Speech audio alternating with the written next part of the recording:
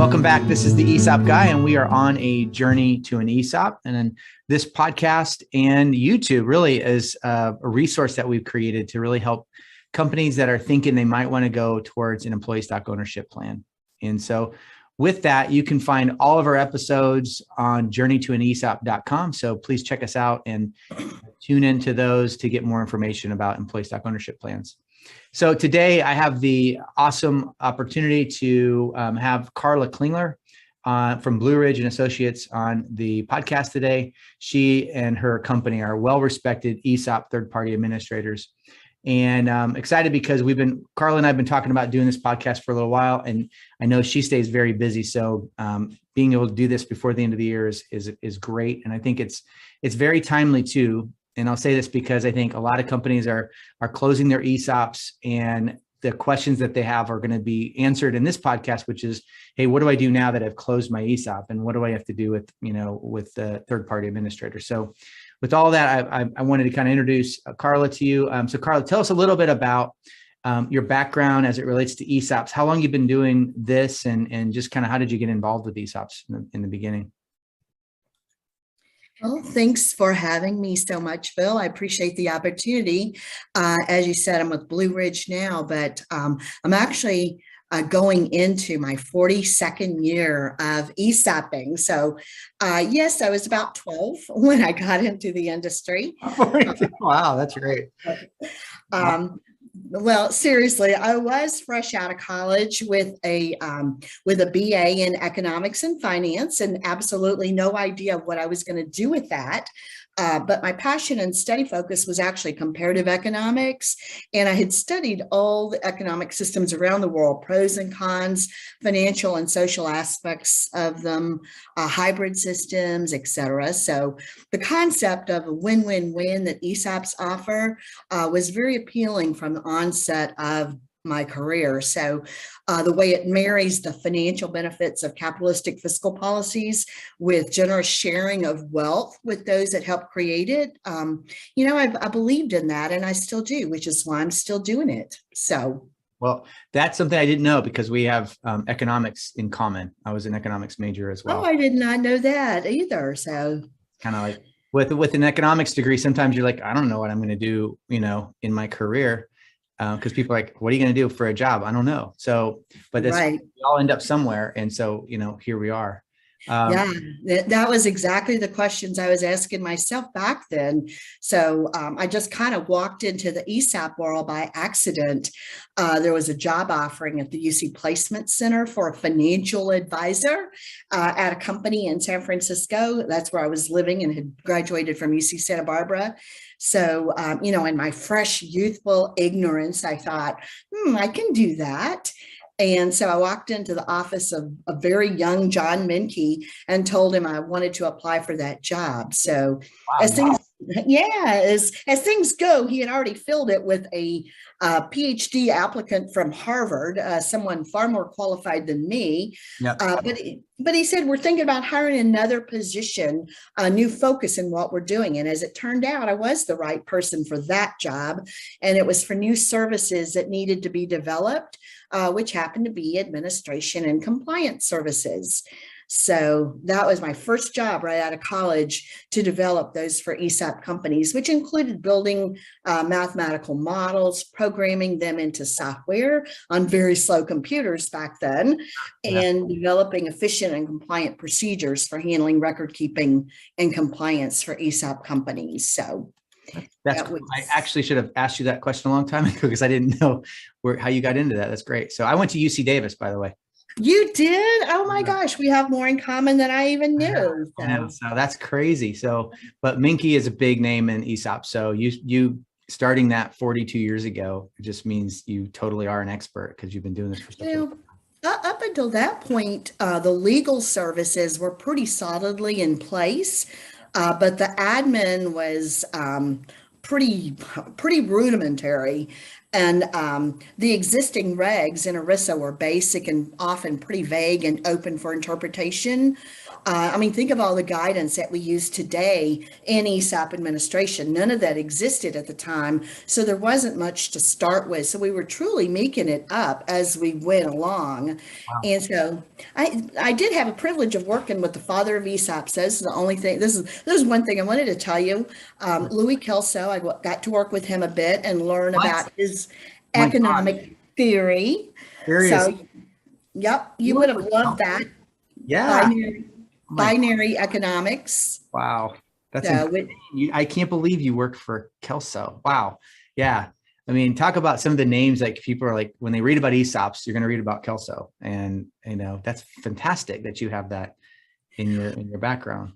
well, that his theory was binary economics was what it was called, and I don't remember a lot of the details, but I do remember that it married capital and labor, in an ESOP company. So that was, through him and through everything that I learned from John and all of that, I understood the intent from that side of developing the administration services. But there were some pretty interesting conversations with the Ways and Means Committee during that time too, regarding their intent for writing the regulations that affected administration. The way they wrote it in ERISA. Our questions along the lines were, we see how you wrote this stuff, but what's your intent and how do you see it kind of streaming through the plan operations? Tell us what the record keeping is supposed to look like, what ESOP record keeping. So it's very interesting today to see that many of the procedures we did back then are still in existence today. But one bad thing I do see today is that sometimes we get caught up in the details and the weeds of the compliance language and all the massive regulations that we have today, that we kind of lose sight of the intent. So I think our relationship with the DOL and the outlook and their outlook on ESOPs could maybe be improved if we go back to understanding thoroughly the intent of that guidance. So Yeah. that's just my opinion. No, I think but you have a good place to make an opinion because you were there when it was all being created. So I think that's a pretty cool background. So you fast forward, you've been with Blue Ridge for how many years? I've been with Blue Ridge for 3 years, Yeah. but out of the whole time in my career, I had my own firm, Pure Start Pension Group, I had that for 17 years. And we were just a small boutique, that offered purely ESOP administration services. So I'm very pleased to be with Blue Ridge, where we can offer all of the peripheral services that ESOP companies need now, besides the administration, the repurchase, and the all those things that ESOP companies need, all of which have been evolving over all of these years. So very interesting.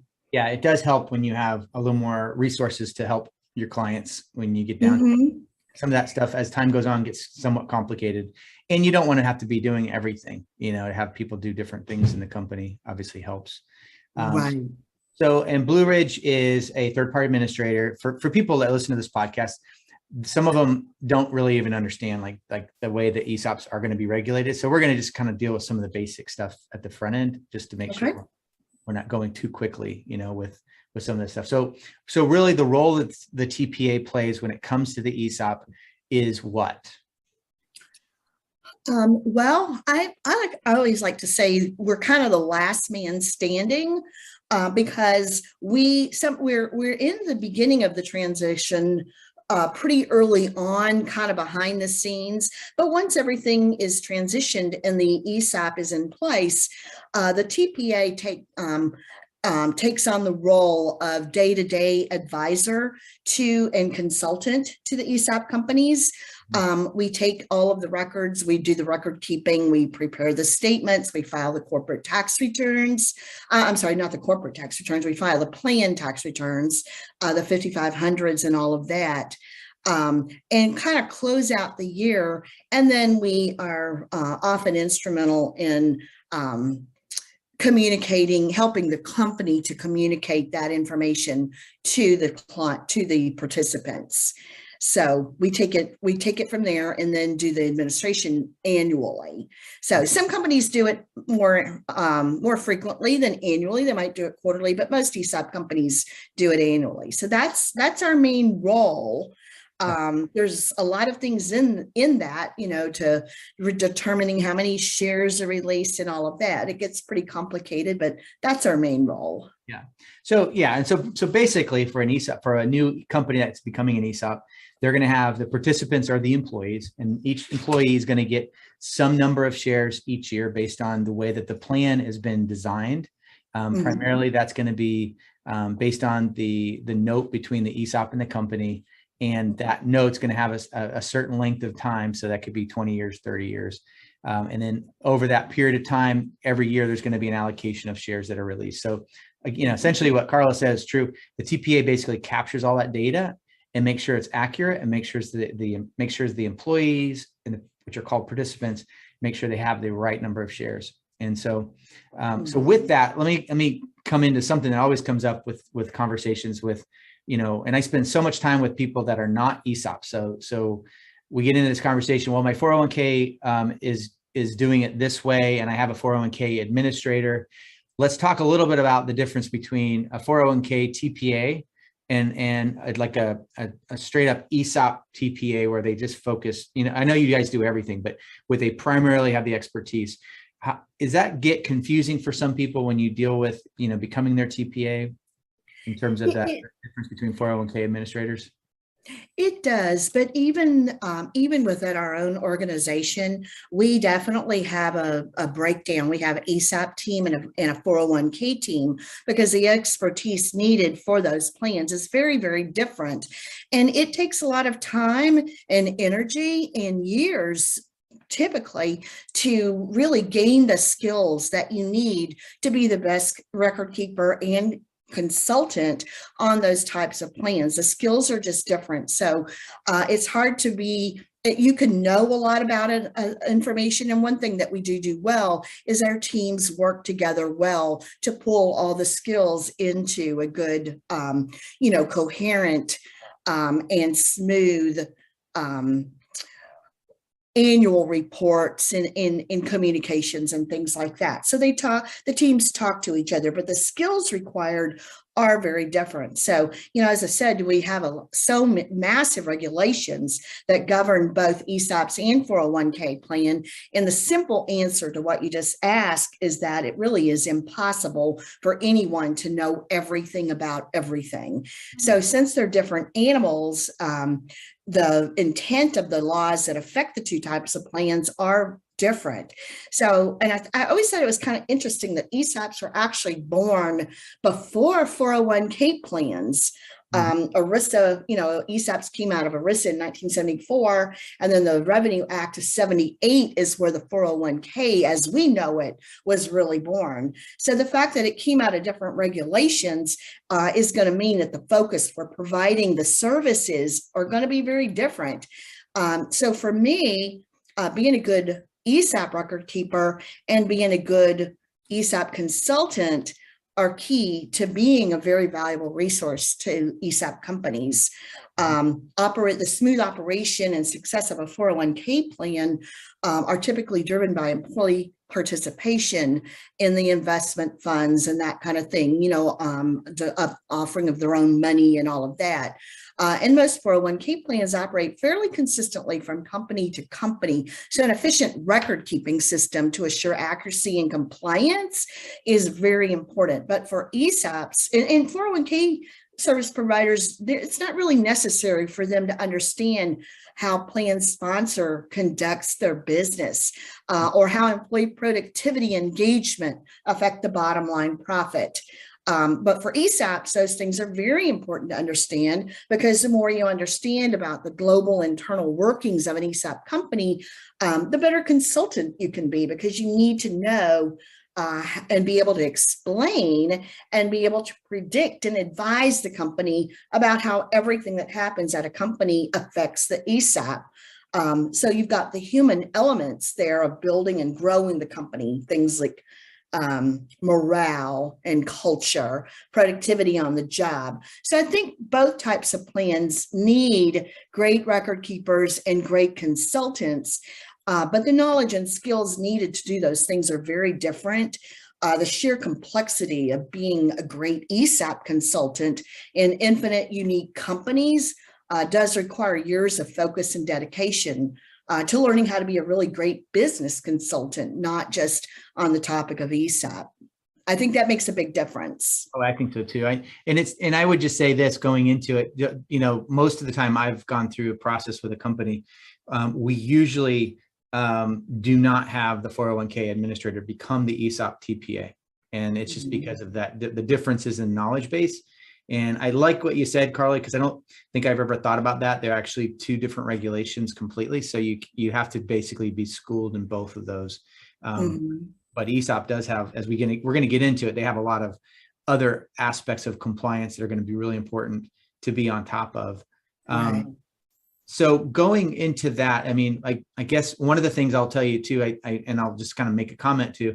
One of the things I see a lot of is in the planning side, we do talk a lot about the match when we have a 401k account. And do we suspend the match? And what we mean by that is, do we suspend the existing 401k match that's being done in lieu of now this new coming ESOP contribution? Because essentially the contribution represents the company giving a benefit to the employees that they didn't have before. And one of the main differences, the ESOP, the employees don't pay for that. It's not like they're contributing out of their own pocket to put that account together or put money in their account. A 401k, you're putting money in and then the company matches that money. So for me personally, and just professionally, I do see a lot of times we end up letting that 401k match go. You don't have to, but we end up doing that, you know, quite a bit. Do you see that with what you do kind of, you know, with a lot of your type of clients, and just, is that a normal practice? We do see that a lot, and we do see the 401k. It's obviously, it's always better from a morale perspective to not do away with anything if you can help it.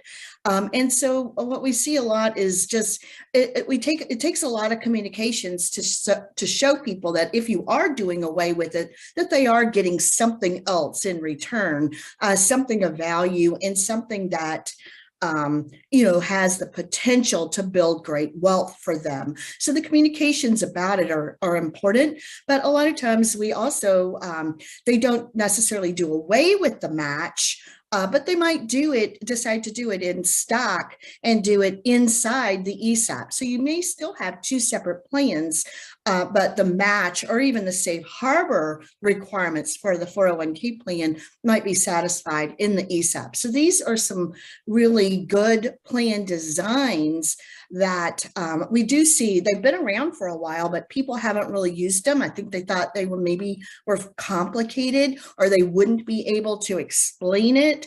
But you know, we're seeing those gain great popularity these days, so that you don't have to tell the employees that you're doing away with their match, or do away with a safe harbor. You know, right? So they still have the benefit that they might get.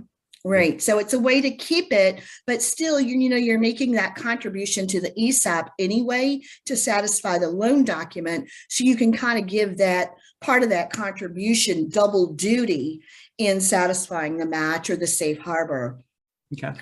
By carving it out of the contributions. There's a lot of creative and very, you know, compliant and positive ways to do that these days. Okay, that's great. So one of the things that gets into the beginning planning steps that I get into too is just breaking down in feasibility things that we're going to reference as 404, 415, and 409P. And I thought it would be helpful just to kind of talk a little bit about those compliance requirements when it comes to being an ESOP company, because Blue Ridge and the third party administrator is going to play a direct role in helping to test those accurately and making sure that you don't have a problem with them. So let's go into each one separately. But so 404, how would you explain 404 as a requirement for the ESOP? I would explain 404 as being the deduction limits.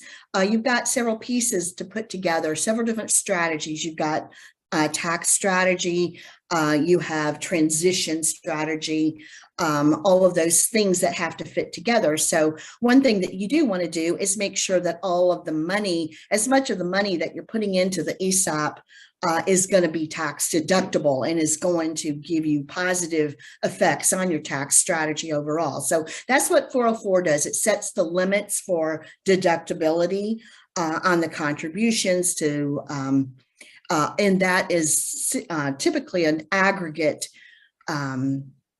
limit where it takes into account all of your plans.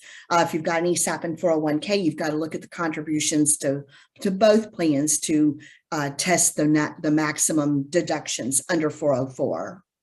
And so the maximum deduction under 404 is 25% of the total payroll. And what that means is that you can't exceed that in the way you create your plan. And so what happens if you do go over the 25%? Well, the 25%, the 404 has some different rules depending on whether you're a C Corp or an S Corp. So that would be an important consideration when you're putting things together at the beginning, is what that strategy is going to be. But in the 25%, for, let's just say for an S Corp, it is 25%. That includes your ESOP contribution and your any kind of 401k contributions, employer contributions. So that would include any matching or safe harbor contributions to the 401k, and it would include all of your ESOP contributions.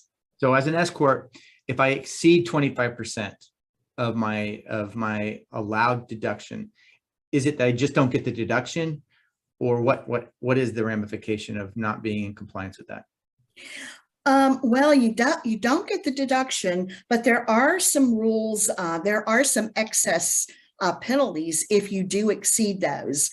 There are typically what we call fail-safe provisions in the plan document that say if it does go over for 404, you've really got to limit it to 404. If there are excess amounts, you can carry them forward to the next year, depending on the timing. A lot of times the contribution is actually made in the year following. So you've got until the time the corporate tax returns are due, which might be March, April, or even September, or October for the with extensions. You have until then to pay your contributions. So if you go over the amount for the year that you actually put it in there, then typically you want to classify that as contribution for the current year. And then you would offset whatever you were going to make for that year so that you're not ever going in excess of 404. Okay. And does that make sense? Yeah, that makes sense. And as a C corporation, what is the limit? In a C corporation, you can contribute 25% to the ESOP. And then on top of that, you can go up to 25% as a payment on a loan using the principal on the loan. Typically, if certain requirements are met, you can also deduct the interest on top of that 25 plus 25. So the contribution limits are pretty large in a C corporation, but you don't have, that's probably one of the main tax advantages to a C corporation. In an S corporation, however, you've got the fact that it's a tax exempt entity. The trust is a tax exempt entity, so you would not have any taxes on if the ESOP is the sole shareholder. So there's tax advantages to both, and there are different limits under 404 for each type of company. So all of that is very important in your initial planning. Absolutely. So kind of leading into that too, I mean, a lot of the things that Carla and I are talking about need to be identified very early in the process. Mm-hmm. It will dictate the ESOP plan, how do you want to be? You want to be an S corp or a C corp? There's a lot of other considerations between an S and a C, like for instance 1042. That can only be done for a C corporation, which is the capital gains tax deferral. And so anyway, so those are it's a good overview of 404, and it's definitely something that that you want to look at very carefully and make sure that the way you've created your ESOP fits within the boundaries of that. So let's move on to 415. How would you explain 415?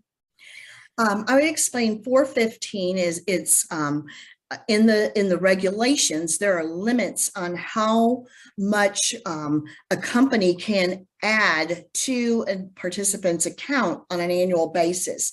And again, those limits also are in the aggregate. They look at all the plans and all the different sources of contributions and forfeitures and additions to, and the name of that is the maximum annual additions to participants' accounts. So 415 includes all of the amounts that we talked about under 404, which, the employer contributions, which I didn't say earlier, but those do include principal and interest paid on a loan in a leveraged ESOP. And under 415, you've got all of those same employer contributions, including the principal and interest.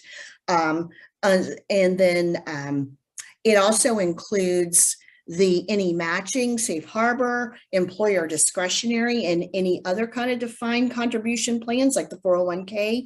It also includes the employee deferrals. So that's where a lot of companies, that's where the testing is very important from the beginning, is to take a look at all of that, because sometimes you might want to scale back a bit on the amount that employees can put in, and they may that may sound bad on the top end of that, but if they're going to be getting money in the ESOP that they don't have to put in themselves, then that might not be a bad trade-off for them. So you've got to look at all that from the beginning as well, and make sure that not only is the design of the ESOP going to be in compliance, but that the design of the 401k plan is going to be taken into account as well. That makes sense. So the 415, the way I understand it, is that if you max out in your compensation, so for each individual, then you're forfeiting a portion of the ESOP allocation. Is that kind of the way you would explain? Yeah, it is. And again, we've got what we call the fail-safe provisions in the plan that say how any excesses will be taken into account. Some plans say, oh, if you go over the 415, it'll be corrected in the 401k, which means if you go over 415 and the company's giving you more money than you can put in there without, then you're going to get back some of your own money. On the alternative, it might say it's going to be satisfied in the ESOP. And therefore, if you put too much money into the 401k and you exceed the 415 limits, then you will forfeit some of your ESOP money. So those are all part of the initial plan design and things that would be determined at the beginning as to how they would do it. And again, there may be other plan design issues that can be done as opposed to somebody forfeiting money, at one end or the other. There may be some plan design issues that would really help everyone and avoid those excesses. So those are all part of the planning and the implementation of the ESOP. Yeah, like stretching out the inside loan a little bit farther. Right. So the current rule for 415 for highly compensated people, is it $285,000? Oh my gosh. I believe that we just got new numbers. It moves with the cost of living. Yeah. That was what it was.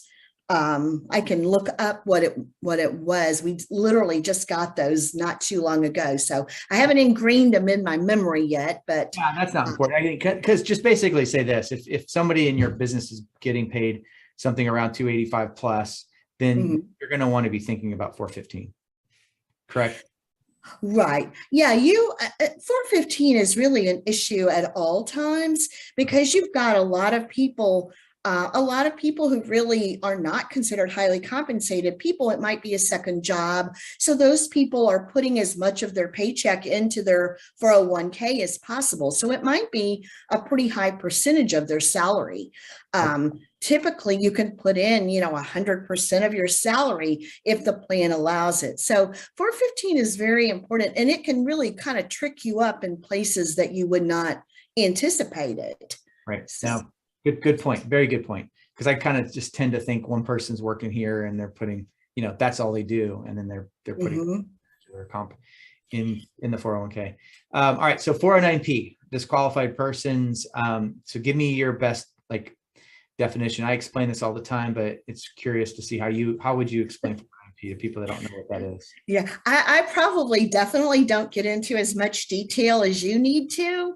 But basically, I just say it is 409p is called the S Corp anti-abuse rules. And what that does is it makes sure that the stock is allocated on a broad base as opposed to just being in just a few accounts. And again, this goes back to the intent of those initial rules that I was talking about earlier in ERISA. The idea behind ERISA is that everybody shares in the allocation of the ownership, and so of those shares. And so 409p, sometimes 409p really doesn't work as well as you would think it would. In some companies that could be a really good employee owned company are restricted from doing it because there just is too much concentration of the shares. And that's what 409p measures, is the concentration of the shares across the employee base. So you have certain individuals, typically family and that kind of thing, that the allocations to their accounts might be restricted in order to comply with 409p. Violating 409p is not an option. So this test and this test is different from all the other tests. It has to be satisfied on every day of the year, not just at the year end like the other test. So anything that you're ever going to do that's going to change the ownership structure in any way, and this includes using synthetic equity as well as just outright shares of stock, then the 409p test needs to be done, preemptive to anything, any effect that change might have. So excellent. Yeah. How would you describe it? How would you describe that? I would add to it like this, because again, people don't, first off, let me just say this: when anybody hears 404, 415, and 409p, they immediately are intimidated because we're using code sections. And they're like, oh, so you kind of just throw out the numbers for a second. And I think what you said, it's a disqualified persons test. It is 409p is specific to S corporations. So C corporations don't have to worry about it. Mm-hmm. It's intended so that you don't have a concentration of ownership once you do the ESOP, so that the transition of one person owning those shares or multiple people owning those shares and selling them into the ESOP don't get back and concentrated into a small group of people, so that there's truly a equitable dispersion of shares to the employees, because it's really a retirement vehicle. So in the ruling really is, any one person can't have more than 10% of the deemed ESOP shares. So if I do a partial or 100% ESOP, it's whatever those shares are that are fully allocated. So not one person can have more than 10, and then a family group can't have more than 20% in aggregate. So the first piece is, let's look for anybody that might have, because of their compensation levels and the number of employees, and also the amount of that we're releasing every year based on that inside loan, how many shares are actually being released or in that allocation. And so based on that, those variables, if anybody has any more than 10, and then you basically tick off anybody that's a family member, you group those, and anybody, if any family group has more than 20%, then you have a disqualified persons. And I always describe it as, it's really, really bad if that happens and you don't even want to. So, because it will. I was like, no. Blow up your S corp, you'll have excise tax, and then the whole thing kind of unravels. So I think the biggest thing is to point out, these are, and I think you picked this up when you talk through these things, they are somewhat complicated, but they're really not when you break them down and take a payroll census and you apply the rules. And what I do in a feasibility study is I'll basically take what Blue Ridge will do in their documents, and I'll just show the employees' payroll census, and I'll show the allocations, and then people are like, oh, I get it. And that's the biggest thing what this podcast is to help people not to be intimidated by these code sections, and really get good advisors. Like, if this is something that we want you to get advice on very early in the ESOP process. So, right. no, I mean, say you have a 409P problem and you get all the way through the whole ESOP process. You spent all this money on trustees, Right. valuation firms, and attorneys, and suddenly you realize, oh, this isn't going to work. Right. That's horrible, So clearly, and you being able to ask the questions, hey, we addressed these adequately. This is really what this podcast is about, is to help you maybe ask the right questions. So, and keep in mind that the benefit of being an S Corp ESOP is the fact that the profits, are passed through to a tax exempt entity. So you're looking at a great benefit on theirs. There's always going to be a price to pay for that, these rules were not called, anti-abuse rules for nothing. Originally, when the DOL and the IRS opened up the possibility for S corps to become ESOPs, there were very small companies, one person who would convert to an ESOP, and they would become tax free, and they would become a tax exempt entity through the trust.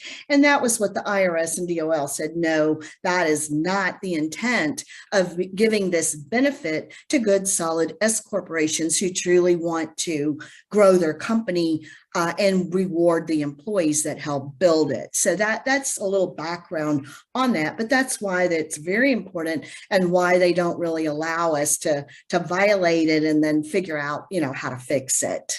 Exactly.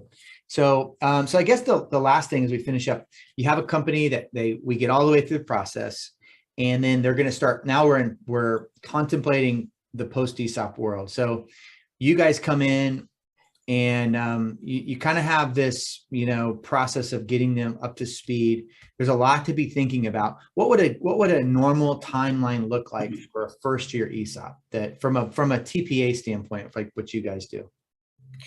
Well, the actual timeline from the time the ESOP transaction closes to the time the first administration takes place, and then to the time that the plan is rolled out to participants and they get their first statement, is generally going to depend on the time of year that it's implemented.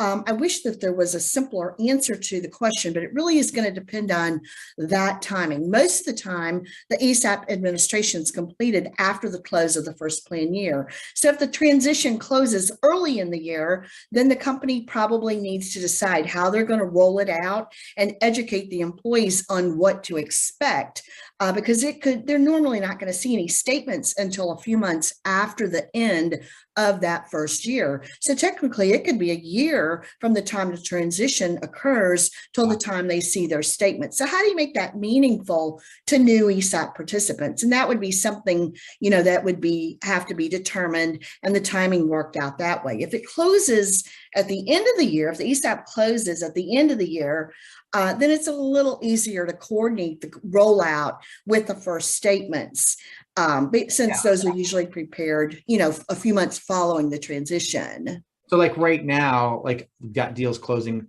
12/31. And so like, let's just give you a case study. So I've got one that's closing 12/31, but we'll be effective dating the plan January 1st, 2021. Mm-hmm. So we're going to have an allocation this year, even though right. this year. And so then we finish the year, we sign all the documents, we finish the year, and then we go into January. And then basically from there, what happens with you guys? So assuming we're going to have a January 1 effective date, 2021, we're ready to go, right? Right. Well, once the, typically it does go back retroactively, and under the pandemic relief that we've, had the last few years, we've seen some plans go back retroactively to last year. So the timing can get a little bit tricky. And several things need to be coordinated and planned. But closing the transaction is really where the company, where the trust, it becomes the owner of the stock, and that's where the participants' interest actually begins. So we're looking at a few things. We're looking at when the plan went in. If it was the beginning of the year, basically what that says is that they get they get a benefit for the whole year. Right. And so that's the significance of having a retro date for implementation of the ESOP itself. But closing is really the key date that we want to tie things into in terms of rolling it out to participants and their statement, coordinating the statements. So determining when the timing and the agenda of the rollout meeting are pretty important.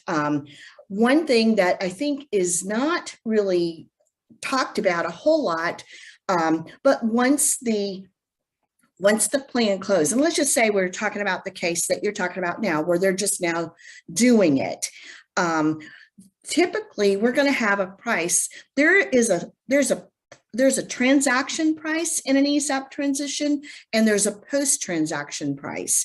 And so what we always want to look at in terms of what the participants are going to see and what you're going to communicate to them is the post-transaction price. There's really no need to get into all of the details of the transaction and the value before the transaction, because that doesn't really affect them. They become beneficiary owners at the time the ESOP closes, at the transaction closes, and those shares become the property of the trust.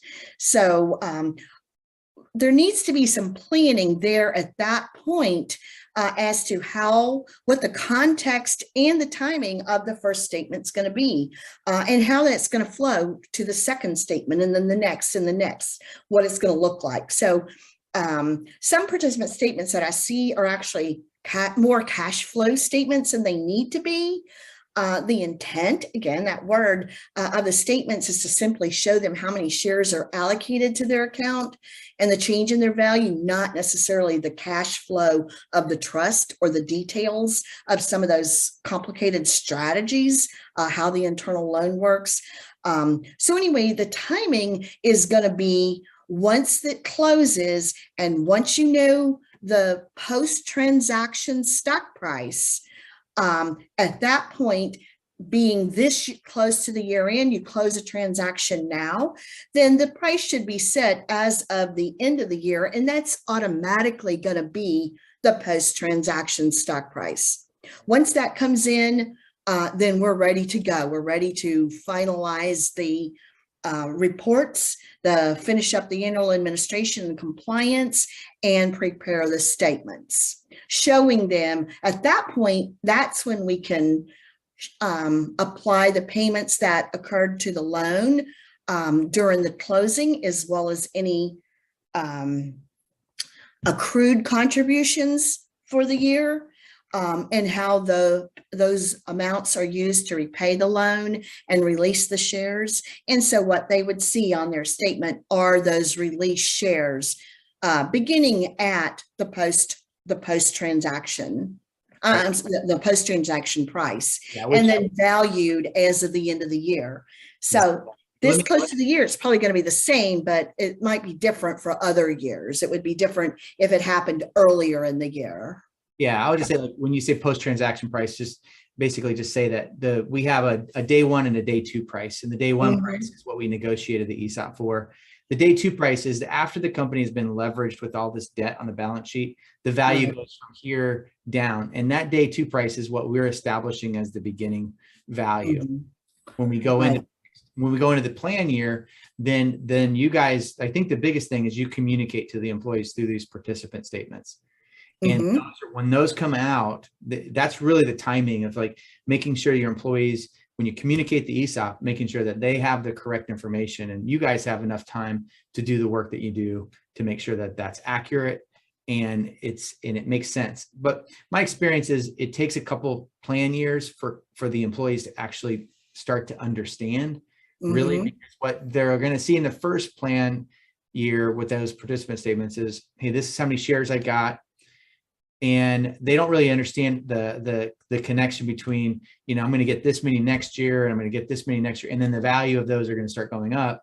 And then in the second year, they're going to start to see, oh, I could see now the trend here is the benefit to me being an employee. So, and I think that, and I wanted to end with that because I think it's important, because a good TPA, as Blue Ridge is, will kind of make sure that that's done correctly. And we want to communicate everything to the employees accurately and clearly, and make sure that there's no questions about, how does this work? And so there's no confusion. So that's kind of where I was going to go with that.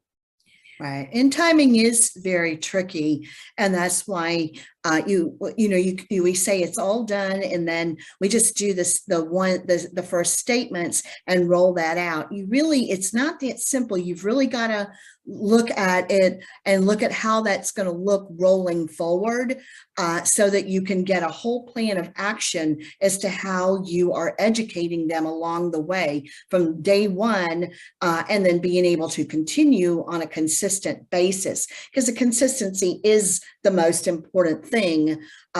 Once you get a timeline going, you need to be consistent for the participants to really build the faith in it that you want them to have.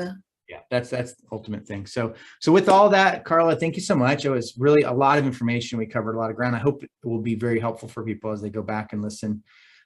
So thank you for your time today in doing that. Well, thank you. I enjoyed it very much. Awesome. So with that, what's that?